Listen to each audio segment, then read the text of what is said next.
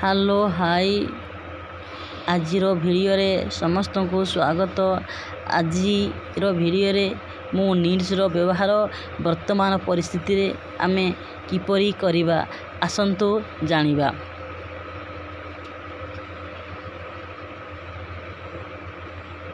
ଦେଖନ୍ତୁ ନିଡ୍ର ଅର୍ଥ ହେଉଛି ଦରକାର।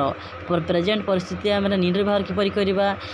ଦେଖନ୍ତୁ ଆମେ ସବଜେକ୍ଟ ନେବା ସାପ୍ ପ୍ଲସ୍ ନିଡ୍ ପ୍ଲସ୍ ନାଉନ୍। ଚାଲନ୍ତୁ ଆମେ ଉଦାହରଣ ଗୋଟେ ନେଇନେବା।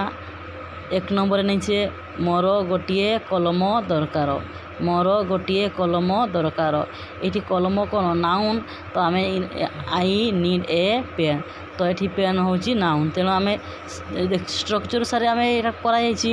ତାହେଲେ ଦେଖନ୍ତୁ 2ରେ ଆମେ ନେବା ତାହାର ଗୋଟିଏ ବହି ଦରକାର। ତାହାର ଗୋଟିଏ ବହି ଦରକାର। ତ ଆମେ କ'ଣ କେମିତି ମେଣ୍ଟେନାନ୍ସ କରିବା ନା he needs a book. He needs a book. ଏଠି ଏସ୍ ଲାଗିଲା କାହିଁକି ନା ତାହାର ଏ ହେଉଛି ଥାର୍ଡ଼ ପର୍ସନ୍ ସିଙ୍ଗୁଲାର ନମ୍ବର ହେଇଥିବାରୁ ଏଠି ଆମେ ନିଡ୍ସ ଲେଖିଲେ। ତେବେ ଆସନ୍ତୁ 3 ନମ୍ବର ପୁଣି ଆଲୋଚନା କରିବା। ତୁମର ଗୋଟିଏ ଫୋନ୍ ଦରକାର। ତୁମର ଗୋଟିଏ ଫୋନ୍ ଦରକାର। You need a phone. You need a phone. You need a phone.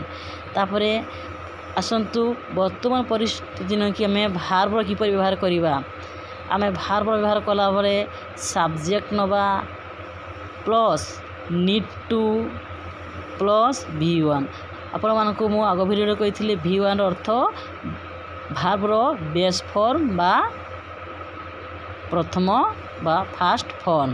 ତାହେଲେ ଚାଲନ୍ତୁ ଆମେ ଆଲୋଚନା କରିବା। ଉଦାହରଣ 1ରେ ମୋର ଯିବା ଦରକାର। ମୋର ଯିବା ଦରକାର। ଏଠି ଯିବା କ'ଣ ଯିବା ହେଉଛି ଭାର୍ବର ଫାଷ୍ଟ ଫର୍ମ ବା ବେସ୍ ଫର୍ମ।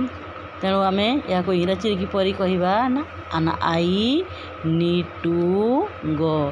ଆଇ ନିଡ୍ ଟୁ ଗୋ। ତେଣୁ ଆମେ ଦ୍ୱିତୀୟରେ ଆଉ ଗୋଟେ ଉଦାହରଣ ନେଇଛେ ତାହାର ଯିବା ଦରକାର। ତାହାର ଯିବା ଦରକାର। He needs to go. He needs to go.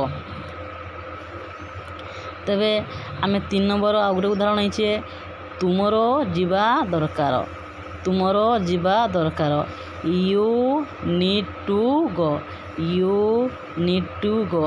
ମୁଁ ଆଶା କରୁଛି ଆପଣମାନେ ନିହାତି ଭିଡ଼ିଓଟିରେ ଯାହା ମୁଁ କହିଲି ବୁଝିଥିବେ। ତେଣୁ ଏ ଭିଡ଼ିଓଟିକୁ ସେୟାର କରନ୍ତୁ, ସବସ୍କ୍ରାଇବ୍ କରନ୍ତୁ, ଲାଇକ୍ କରନ୍ତୁ। Thank you. ଜୟ ଜଗନ୍ନାଥ।